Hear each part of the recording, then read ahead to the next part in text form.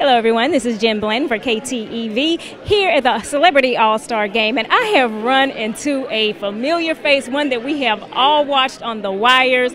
We know him as Bubbles, but it's Mr. Reginald Royo. How are you this evening? I'm doing good. When you say familiar face, I find it amazing because I did wash up. I try to clean up all that junky-esque makeup, but for some reason, I'm still recognizable. Oh, yes. We know your face. Oh, Believe me. Thank you very much. I appreciate it. We're going to talk about the All-Star Game just real quick. Yes, Who are you rooting for, the East or the West? Well, you know, I'm a Bronx boy, born and bred, so I always root for the East. But the West keeps on goddamn winning. Like, I mean, in celebrity and in real life, the West is hard to beat. They do. What did you think about Kevin Hart winning the MVP? You know, my mama told me a long time ago, if you ain't got nothing nice to say, don't say it. I'll tweet it. I mean, he's an Instagram and social media demon, so I'm going to just tweet what I feel, and hopefully he'll respond.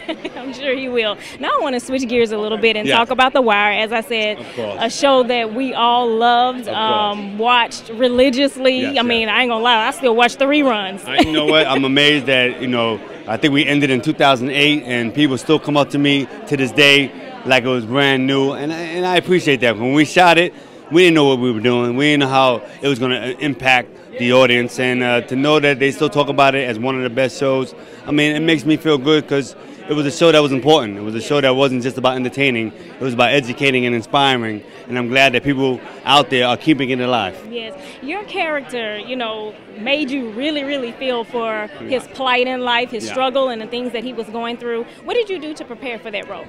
Well, you know, that was my first time dealing with that type of addiction. I mean, I think we all have our own addictions. I'm addicted to a lot of things I can't talk about, you know. But in general, I just went into Baltimore. We had some time. I sat. I talked to a lot of people that were dealing with or coming out of that addiction. And then I did some soul searching and found out that I just wanted to tell the truth. And first and foremost, I wanted to be honest and show the human side of who we are as individuals. And as long as I kept Reginald and Bubbles coming from a human point of view, I hope that people, you know, responded to it. Yes, well, you know, it shows. They did. We're still watching that show. Such a wonderful portrayal. Thank you so much. Now, I know you said that when you guys shot it, you didn't know what you were doing, but I know as you playing that role, you had to want something for your audience to get out of it.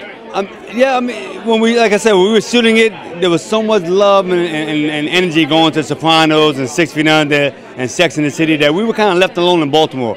And for us, we fell in love with Baltimore. We fell in love with the city. We fell in love with the people. And we wanted to just tell their truth. And when we found out that we were in a rhythm, it was like doing theater.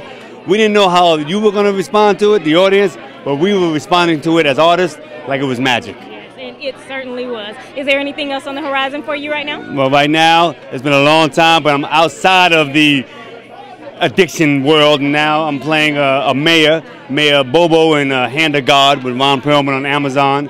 And I'm also doing a show on Showtime called Happy-ish with Steve Coogan and Catherine Hahn. So you're going to see different sides of Andre Royo, and I hope everybody enjoys. Awesome. Well, thank you so much. Thank you for having me, no doubt. Pleasure.